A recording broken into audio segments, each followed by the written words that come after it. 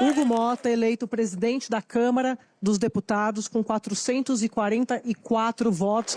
Portanto, eleito o novo presidente do Senado Federal, Davi Alcolumbre, senador pelo Amapá, acaba de ser eleito pela maioria dos 81 senadores. O ano político começou para valer quando os presidentes da Câmara e do Senado se sentaram nas suas cadeiras.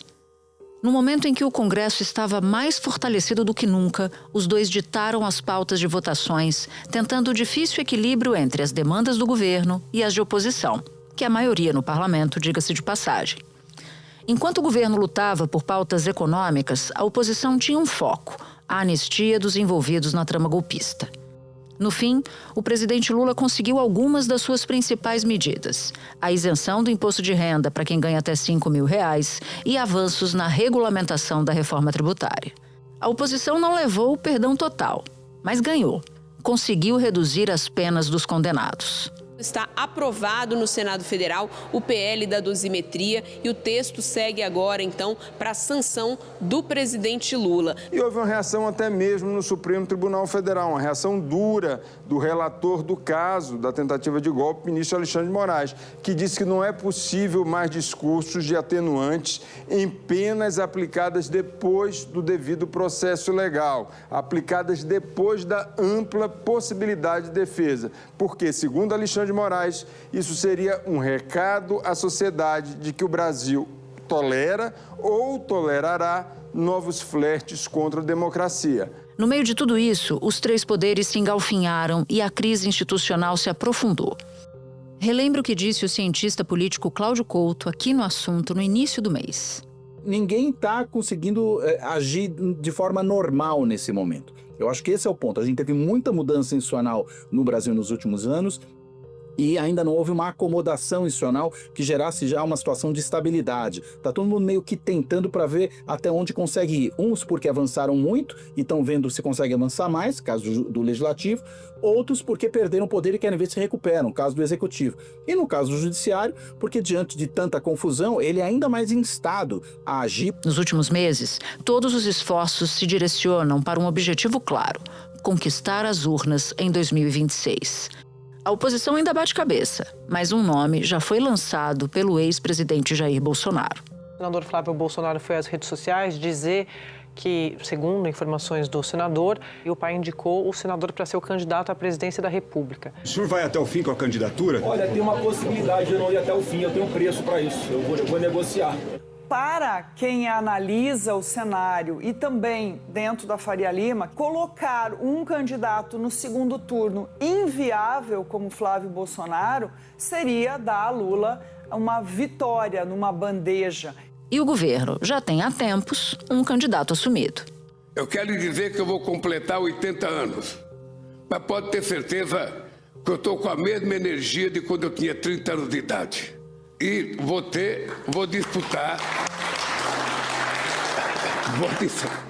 disputar um quarto mandato no Brasil. Da redação do G1, eu sou Natuzaneri e o assunto hoje é o ano de embates na política e os sinais para 2026. Neste episódio, eu converso com Vera Magalhães, colunista do jornal O Globo, âncora na Rádio CBN e apresentadora do programa Roda Viva da TV Cultura. Segunda-feira, 22 de dezembro. Vera, quero começar pelo apagar das luzes do Congresso. O Senado aprovou o projeto que reduz a pena de Jair Bolsonaro e outros tantos condenados pelos atos do 8 de janeiro. Lula disse que vai vetar o texto, mas mesmo que o Congresso derrube o veto, a lei ainda pode ser questionada na Justiça. Então tem um longo caminho aí pela frente. Como é que você avalia a decisão dos parlamentares de seguir com essa proposta? Bom, Natuza, acho que essa foi uma das muitas ocasiões em 2025 em que o Congresso votou de olho nos interesses da classe política e não da sociedade e não da institucionalidade, nem do bom senso, minimamente, né? Porque a gente acabou de sair de um julgamento histórico, dificílimo, inédito, por todas as circunstâncias envolvidas, por envolver um ex-presidente da República, muitos militares de alta patente, e que resultou numa condenação e em prisões, efetivamente. Isso na história do Brasil é muito raro, quando não é inédito, como é nesse caso. E o Congresso não esperou 2 meses para fazer letra morta do julgamento, e numa decisão bastante casuística, rever as penas, reviu de um jeito ali muito complicado na Câmara, porque abria brecha para rever também para chefes de organizações criminosas outras, que não aquela que tentou perpetrar um golpe de Estado. Então, por todo ângulo que você olhe, é muito ruim, porque é casuísta, porque revê algo que era importante para a educação cívica do Brasil, que era punir tentativas de golpe, porque tornou o crime de tentativa de golpe de Estado um crime menor, inclusive com penas menores que para outros crimes comuns. Por uma série de circunstâncias é muito ruim e acaba fazendo com que algo que era muito importante, que tinha acontecido meses antes, seja diluído ali nessa névoa de corporativismo. Bom, eu mencionava que o Lula disse que vai vetar o tal do PL da dosimetria, justamente o que reduz as penas. Lula negou que tem autorizado qualquer tipo de acordo para viabilizar a votação desse projeto, embora até mesmo um parlamentar governista, caso do senador Renan Calheiros, reagiu a esse acordo. Jacques Wagner, líder do governo, disse que fez somente um acordo de procedimento, já que teria minoria na Comissão de Constituição e Justiça para impedir que o projeto seguisse adiante. Enfim, tem muitas versões. O que a gente sabe de fato sobre essa história? O que a gente sabe de fato é que o governo tem uma minoria muito óbvia, tanto na Câmara quanto no Senado. Não passava tanto vexame, tanto calor no Senado, porque contava com a ajuda de Davi Alcolumbre. Essa ajuda rareou, escasseou, depois que o governo indicou o Jorge Messias para o STF, passando por cima da vontade de Alcolumbre. Então, a coisa piorou lá. O governo pode ou ter jogado a toalha ou ter feito realmente um acordo ali por baixo do pano para passar um projeto que era de interesse da equipe econômica, que era o projeto que, de alguma maneira, põe um band-aid ali no arcabouço fiscal que está fazendo água. Durante os debates lá no plenário do Senado, o senador Renan Calheiros fez questão de dizer que havia um acordo por parte dele, do senador Otto Alencar e também do líder do MDB para poder fechar essa votação, dizendo inclusive que havia um interesse por parte do governo de aprovar essa pauta para poder também conseguir aprovar o corte nas isenções fiscais. Então, havia, segundo alguns parlamentares, um acordo entre governo e também aí oposição para poder garantir a votação desse outro texto que é de interesse da equipe econômica. O projeto aprovado pelo Senado poderá beneficiar mais de 280 condenados pelos atos golpistas e pelos ataques que depredaram prédios do Executivo, Legislativo e Judiciário no dia 8 de janeiro de 2023. Isso inclui o ex-presidente Jair Bolsonaro, condenado a 27 anos e 3 meses de prisão em regime inicial fechado por liderar a trama golpista. Foi uma matéria votada logo na sequência da aprovação do projeto que trata da redução da pena dos condenados pelos atos golpistas. E foi consequência de acordo entre governo e oposição. O projeto aumenta as contribuições das fintechs e das apostas esportivas, as bets, que são de empresas de apostas online. A expectativa é aumentar a arrecadação em 22 bilhões de reais no ano que vem. Então, a gente não vai saber direito se foi uma coisa ou se foi outra, porque justamente por essa falta muito grande de articulação e de maioria do governo, as versões vão se contradizendo. Um líder fala uma coisa, outro líder fala outra coisa. O Lula chamou uma reunião ministerial com a presença dos líderes no momento em que essas coisas estavam sendo votadas, a fala do Jacques Wagner, o voto errado do senador Fabiano Contarato, que chegou a votar a favor do projeto e depois, estava doidão, votei errado. Então é muita coisa ali esquisita e que permite sim a leitura de que o governo lavou as mãos, ou pior ainda, que o Lula até gostou da ideia de que o Senado tenha aprovado isso para ele poder vetar lá na frente e fazer ali um número com o seu eleitorado de esquerda e de centro-esquerda. Com todo o respeito que eu tenho ao Congresso Nacional, a hora que chegar na minha mesa, eu vetarei. Tá? Isso não é segredo para ninguém. Ao chegar na minha mesa, eu vetarei. Eu tenho no meu direito de vetar, depois eles têm o direito de derrubar o meu veto ou não.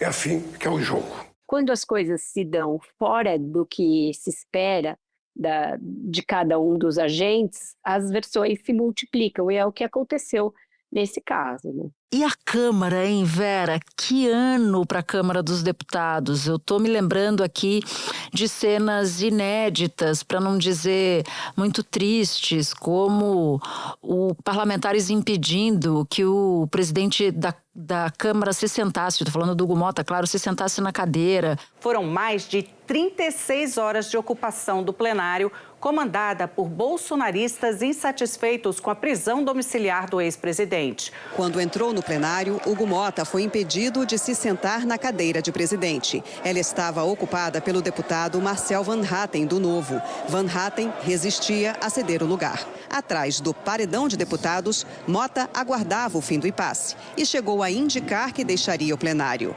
Foram quase 6 minutos de espera até que Hugo Motta conseguisse retomar o controle da mesa. Ficaram 2 dias impedindo isso. Mais recentemente, teve um outro episódio de Glauber Braga também fazendo a mesma coisa, sendo tirado à força por seguranças. Era início da noite quando a Polícia Legislativa se aproximou da mesa diretora, cercou o deputado Glauber Braga, do PSOL, para convencê-lo a deixar a cadeira da presidência. Parlamentares aliados acompanhavam a conversa quando os policiais avançaram sobre o deputado. Glauber Braga tentava se desvencilhar enquanto deputados aliados buscavam impedir as agressões. Durante a confusão, a deputada Célia Chacriabá, também do PSOL, chegou a cair. Foram mais de 2 minutos até que a Polícia Legislativa retirou Glauber à força da cadeira da presidência. Censura jornalistas, enfim. Como é que termina o ano para Hugo Motta? Quando a gente olha para o presidente da Câmara, que balanço dá para fazer sobre a conduta dele, a atuação dele? E para não deixar de citar, ainda teve a PEC da blindagem. Teve isso também. É um presidente muito fraco, né? E é uma fraqueza que até pode passar por força, porque ele foi eleito com uma maioria muito vistosa e ele, quando quer, consegue aprovar os projetos que são ou do seu interesse ou daquele grupo a que ele está ligado no momento. Mas isso é uma falsa impressão, porque quando precisa realmente fazer valer a sua autoridade, para divergir das maiorias de ocasião, o Hugo Motta é muito fraco, é muito inseguro, ele é muito instável, ele não dá o norte, ele não é claro, ele não tem formulação. Por mais que a gente tivesse, e há motivos para isso, muitos senões a apontar no seu antecessor, Arthur Lira, claramente era alguém que sabia de onde estava partindo e onde queria chegar. E para isso tinha ali uma condução muito firme, um pulso muito firme da casa. O Hugo Motta não parece ser da mesma natureza. Em troca de mensagens com integrantes de seu partido, o ex-presidente da Câmara, Arthur Lira, criticou duramente o acordo que livrou da cassação o deputado Glauber Braga, do PSOL. E ele escreveu, abre aspas, tem que reorganizar a casa, está uma esculhambação. Lira ainda criticou indiretamente o presidente da Câmara, Hugo Motta, pelos comandos dos trabalhos. Ele é alguém muito suscetível a pressões, então vem uma pressão de um lado, ele sente, vem a pressão do outro lado, ele também sente, e nesse jogo de empurra, ele fica ali como aquele boneco de posto, vai uma hora para um lado, uma hora para o outro.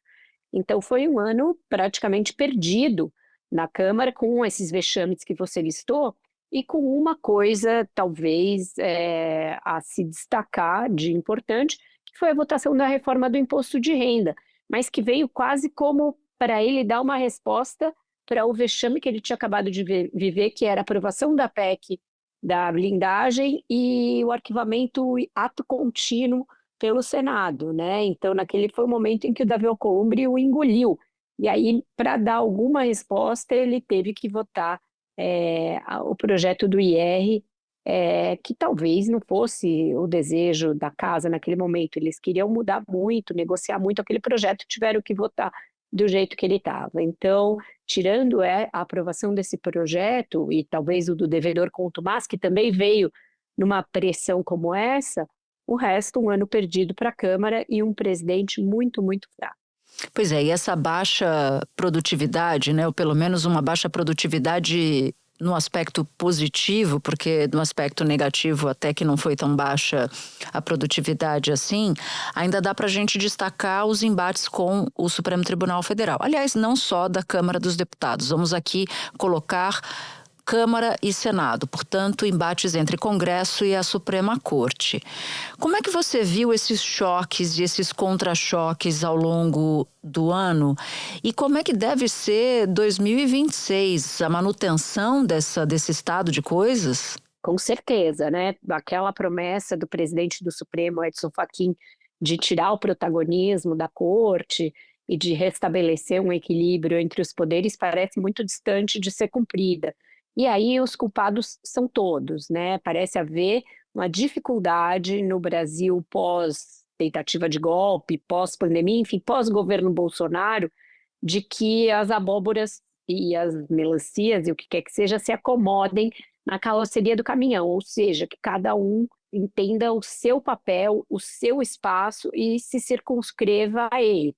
Está todo mundo disposto a dar uma exorbitada aqui e ali, em nome, e aí as justificativas são as mais variáveis, né? Em nome da economia, em nome da governabilidade, em nome da democracia, cada um se arvora o direito de ir lá e invadir a seara do outro. Então, foi um ano em que os poderes estiveram o tempo todo se digladiando pelas suas prerrogativas e apontando o dedo um para o outro de quem estava extrapolando. É que nem aquela imagem que existe, que é um meme famoso das redes sociais, que tem 3 Homens-Aranhas, um jogando teia no outro. Eu acho que essa imagem traduz muito o que foram os 3 poderes da República no Brasil nesse ano. Um total desacerto institucional, com prejuízos óbvios para todos. O Supremo tentando posar de paladino da democracia, mas claramente extrapolando, com decisões como as do ministro Dias Toffoli em relação à fazer letra morta da Lava Jato, o sigilo absoluto que ele decretou no caso Master, do qual ele é relator, e que já fica claro que tem ali problemas para vários ministros ali, de relações meio complicadas com o próprio banco, com os seus controladores, etc. No começo desse mês, a defesa do Banco Master alegou que uma pessoa com foro privilegiado estava entre as citadas e que, por isso, o caso deveria ir para o Supremo Tribunal Federal. O ministro Dias Toffoli acolheu o argumento, mandou interromper as apurações e determinou que só no STF poderiam ser tomadas medidas relativas ao caso. A decisão foi certificada após, no TRF, ter sido revogada a prisão preventiva de Daniel Vorcaro, dono do Banco Master, e de outros investigados na operação. E o ministro Dias Toffoli, do Supremo Tribunal Federal, determinou a retomada das investigações sobre o esquema de fraudes envolvendo o Banco Master. Agora, Toffoli deu prazo de 30 dias para que a Polícia Federal ouça os investigados e autorizou o delegado responsável a pedir a quebra dos sigilos telefônico, fiscal e de correspondência dos envolvidos. Então, um ano muito, muito ruim para essa questão da institucionalidade e que não escapa a ninguém, tá? Ninguém sai incólume da análise de quem extrapolou, quem pisou na linha ali dentro do que era a sua função descrita pela Constituição. Espera um pouquinho que eu já volto para continuar minha conversa com a Vera.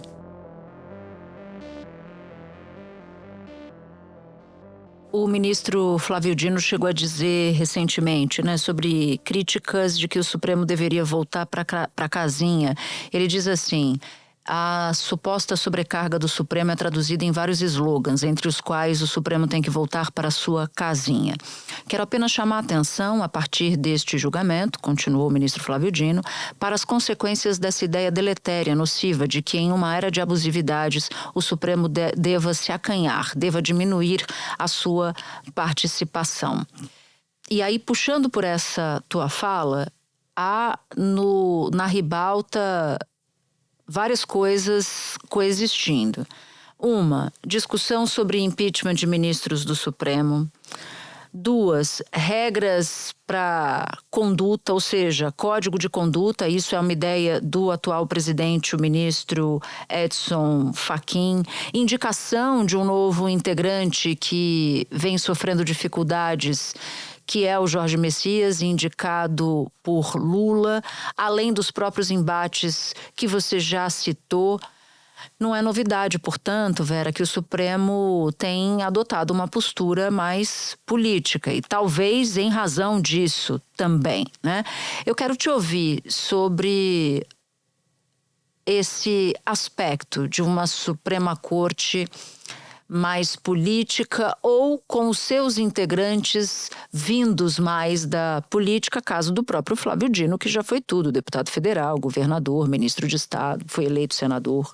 Essa porta giratória entre a política e o Supremo Tribunal Federal não é nova, né? Ela sempre existiu, ela decorre dessa maneira que a nossa Constituição determina que serão nomeados ministros, que é por indicação do presidente da República, com necessidade de votação pelo Senado.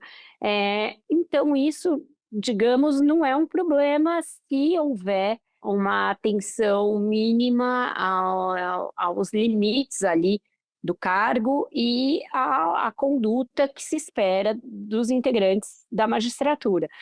O fato é que o Supremo realmente foi muito importante para garantir a democracia num momento em que a gente vivia ataques sistemáticos a ela por parte do governo de turno, que era o governo Bolsonaro. A gente teve um governo que negou vacina, que negou a ciência, que em um determinado momento que adotou um plano sistemático de desmonte das políticas de controle ambiental. Então, em todos esses momentos, que atacou as urnas eletrônicas, que chegou a colocar em dúvida a lisura das eleições. Então, em todos esses momentos, o judiciário teve de se colocar muito fortemente para garantir certas coisas, porque a gente tinha um Ministério Público omisso, né? No nosso arranjo institucional, no sistema de justiça, o Ministério Público, que não é parte do Poder Judiciário, ele é uma peça solta aí na divisão dos poderes, ele é o representante da sociedade. Então, tem certas iniciativas que você espera que partam do Ministério Público, mas não foi o que aconteceu na Procuradoria-Geral da República sob Augusto Aras. Então, o Supremo teve que cumprir esse papel, que já era uma anomalia, em certa medida, mas que foi importante para garantir a democracia, e todo mundo reconhece isso, todos os democratas, pelo menos, reconhecem isso. Mas, restituída a normalidade, punidos os golpistas, tendo ocorrido a eleição, e muito graças, sim, à atuação do TSE e do Supremo, as coisas precisam se encaminhar de novo para o curso natural, para o leito ali do rio. E isso não está acontecendo, porque é difícil, depois que a pasta de dente sai do tubo, você fazer ela voltar. Então, agora os ministros se acham os detentores eternos dessa prerrogativa de garantir a democracia. Isso vale para as emendas, porque o Congresso realmente exorbitou com o orçamento secreto. Isso tem valido para a permanência ad eternum do inquérito, que era das fake news, e depois foi mudando de nome, mas nunca se encerra. Então, é evidente que existem abusos, né? A liminar do ministro Gilmar sobre impeachment de ministros do Supremo é um absurdo, Gilmar Mendes determinou que apenas o Procurador-Geral da República possa fazer a denúncia. Ele também alterou o número necessário de senadores para aprovar a abertura do processo de impeachment, de maioria simples, ou seja, metade mais um dos presentes, para maioria qualificada, 2/3 dos senadores. O advogado-geral da União pediu que Gilmar reconsiderasse a decisão até o julgamento em definitivo pelo plenário do Supremo, que vai começar na semana que vem. Jorge Messias considerou ainda legítimo que qualquer cidadão possa fazer a denúncia. Hoje, Gilmar negou o pedido da Advocacia-Geral da União. O ministro ressaltou que a legislação atual não se adequa à Constituição. O ministro do Supremo, Gilmar Mendes, atendeu a um pedido do Senado e suspendeu trechos da decisão que ele próprio tinha anunciado sobre a lei de impeachment para integrantes da Corte. A determinação dele era de que somente a Procuradoria-Geral da República poderia apresentar pedidos de impeachment. Gilmar Mendes retomou o trecho original da lei, que dá esse direito a qualquer cidadão. Ao anunciar a nova decisão, o ministro afirmou que o Senado avançou nas discussões para atualizar a lei.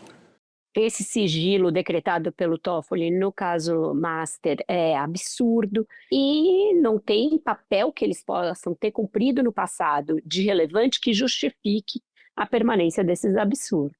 Vera, você citou o papel do Supremo de fiscalizar as emendas e outras atividades envolvendo os parlamentares. É importante a gente citar aqui que na última sexta-feira a Polícia Federal fez uma operação sobre cotas parlamentares, que é o dinheiro que os parlamentares têm direito para sustentar ali a atividade dos seus gabinetes. A suspeita é de desvio desses recursos reservados para as despesas de deputados e senadores. A Polícia Federal analisou o material apreendido há um ano em uma operação que tinha como alvos assessores de parlamentares, dos deputados Sóstenes Cavalcante, líder do PL na Câmara, e de Carlos Jordi, do mesmo partido. E agora os investigadores afirmam que há indícios de envolvimento dos parlamentares nas irregularidades. A PF afirma que o dinheiro da chamada cota parlamentar foi usada para despesas inexistentes ou irregulares e que funcionários dos gabinetes foram utilizados para simular contratos de locação de veículos. Aqui em Brasília, os agentes apreenderam mais de R$400 mil em um apartamento utilizado pelo líder do PL na Câmara em Brasília. Imagens feitas pela PF mostram que as notas estavam guardadas em um saco de lixo. Bom, e finalmente a gente se aproxima do ano eleitoral, então eu quero entender como o presidente Lula chega a 2026 na sua avaliação. Lembrando, Vera, que na última semana Lula fez uma reunião ministerial super pintado para as eleições, né? Dizendo qual será o discurso, avaliando que o governo termina o ano melhor do que muita gente imaginou no começo de 2025. Quais são as perspectivas para o lulismo no ano que vem? Você veja que o Brasil ele é tão dinâmico, né, para dizer o mínimo, porque a gente teve uma nova fase da operação que investiga o desvio de recursos no INSS, que atinge o governo muito fortemente. Num dos temas mais difíceis para o Lula e para o PT, que é o tema da corrupção, que aparece ainda hoje em pesquisas como um dos calcanhares de Aquiles do governo. A decisão que autorizou a operação citou uma troca de mensagens entre o careca do INSS e Milton Salvador, que teria se tornado sócio do esquema e também é investigado. Segundo a PF, em uma mensagem, o careca do INSS fez referência à necessidade de se fazer mais uma parcela de pagamento de R$300 mil. E questionado por Milton sobre quem seria o destinatário, o careca do INSS afirmou: o filho do rapaz. A decisão cita uma outra troca de mensagens entre o careca do INSS e Roberta Luxinger. A conversa ocorreu em abril deste ano, 6 dias depois da primeira fase da operação sem desconto. Roberta afirma: e só para você saber, acharam um envelope com o nome do nosso amigo no dia da busca e apreensão. Em seguida, Antônio Camilo, o careca do INSS, responde demonstrando preocupação. Putz, o presidente Lula foi questionado sobre o suposto envolvimento do filho, Fábio Luiz Lula da Silva, o Lulinha, no esquema. Lulinha não é alvo do inquérito. O presidente defendeu o aprofundamento das investigações. É importante que haja seriedade para que a gente possa investigar todas as pessoas que estão envolvidas. Todas as pessoas. Ninguém ficará livre. Se tiver filho meu metido nisso, ele será investigado. Então, sim, se é verdade, e era mais verdade ontem do que hoje, que o governo termina o ano tendo passado pelo seu pior momento, que foi ali entre maio e julho, também é verdade que ainda carrega para 2026 problemas que podem ser, se não impeditivos, mas pelo menos dificultadores da reeleição do Lula. A segurança pública / violência é uma delas, a questão do combate à corrupção é outra, e a questão do ajuste fiscal é uma terceira preocupação, porque a gente tem visto aí uma explosão do gasto, uma dificuldade do governo de cortar gasto, etc. Então essas são as criptonitas do Lula, um Lula que fez uma mudança na sua comunicação, conseguiu encaixar um discurso e foi amplamente favorecido pela família Bolsonaro e os seus planos infalíveis, né? Essa ideia do Eduardo Bolsonaro se mandar para os Estados Unidos e de lá passar a comandar uma estratégia maluca de voltar o governo Donald Trump contra o Brasil até que seu pai tivesse seu destino afetado, isso daí favoreceu e muito o Lula. No pior momento dele, ele deu uma volta por cima como alguém que enfrentou o tarifaço, enfrentou o Trump de igual para igual, não cedeu e conseguiu reverter as sanções. Então, se você olhar a pesquisa Quest, a última que saiu, 71% reconhece a importância do Lula em maior ou menor escala para reverter o tarifaço e é enorme o número dos que acham que ele mandou melhor que os bolsonaristas nesse caso. Então, foi um gol contra dos bolsonaristas que ajudou enormemente o Lula a se recuperar. Bom, falando agora do bolsonarismo, você citou o Eduardo Bolsonaro, citou o tarifaço, o Eduardo acabou de perder o mandato na Câmara dos Deputados por excesso de faltas e, recentemente, o irmão dele, Flávio Bolsonaro, anunciou a candidatura à presidência da República a pedido do próprio pai. Que balanço, Vera, você faz do ano para os Bolsonaro e o que esperar em 2026? Muitos reveses, né? Não consigo ver um ganho para o bolsonarismo ao longo desse ano. E mesmo a aprovação do projeto da dosimetria embute esse risco de veto, etc. e tudo isso. E não vai livrar o Jair Bolsonaro de estar preso no ano eleitoral. E isso tem consequências. A consequência imediata é essa indicação do Flávio Bolsonaro, que era óbvio que iria largar bem nas pesquisas. Você dá um cartão para alguém que está lá em outro estado, que não é de São Paulo, e tem lá uma pessoa, o sobrenome Bolsonaro, e tem um tal Tarcísio de Freitas, um tal Ratinho, etc., a pessoa vai cravar no que tem o sobrenome Bolsonaro. Isso é meio óbvio, mas se ele tem uma largada mais fácil, também tem um teto mais baixo em razão de ser um Bolsonaro. Foi muito engraçado ele falando que ele vai ser o bolsonarista menos radical, mais equilibrado e, sei lá, usou um outro adjetivo, reconhecendo, portanto, que seu pai era o avesso disso. E falando em ser o Bolsonaro moderado, ele se encontrou com quem? No mesmo dia? Pablo Marçal, quer dizer, não para em pé.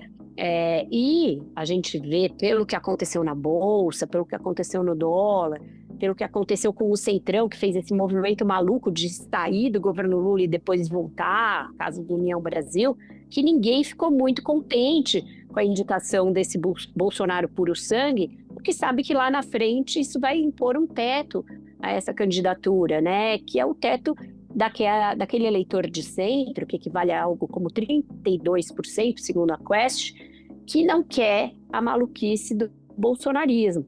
Então, eu acho que tem esse pró, que é o início ali de uma candidatura que sai bem porque é um filho do Bolsonaro, mas o contra, óbvio, é esse de ter um teto e um limite, que é o da rejeição ao bolsonarismo.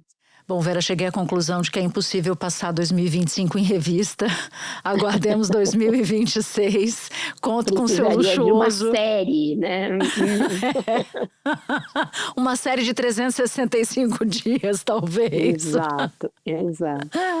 Conto com seu luxuoso apoio, contribuição desta Assunter, que é você, Assunter honorária. Muito obrigada, Vera.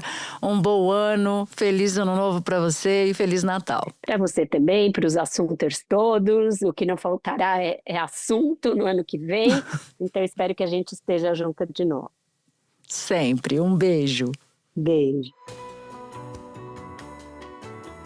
Se você ouviu o episódio até aqui, eu vou te fazer um convite. Baixar o aplicativo do G1 no seu celular. Por lá, você pode ouvir o assunto, claro, e pode também acompanhar todas as notícias do dia em tempo real e de graça. Este foi o Assunto, podcast diário disponível no G1, no YouTube ou na sua plataforma de áudio preferida. Comigo na equipe do Assunto estão Mônica Mariotti, Amanda Polato, Sara Rezende, Luiz Felipe Silva, Thiago Kazuroski e Carlos Catelan. Eu sou Natuzaneri, fico por aqui. Até o próximo assunto.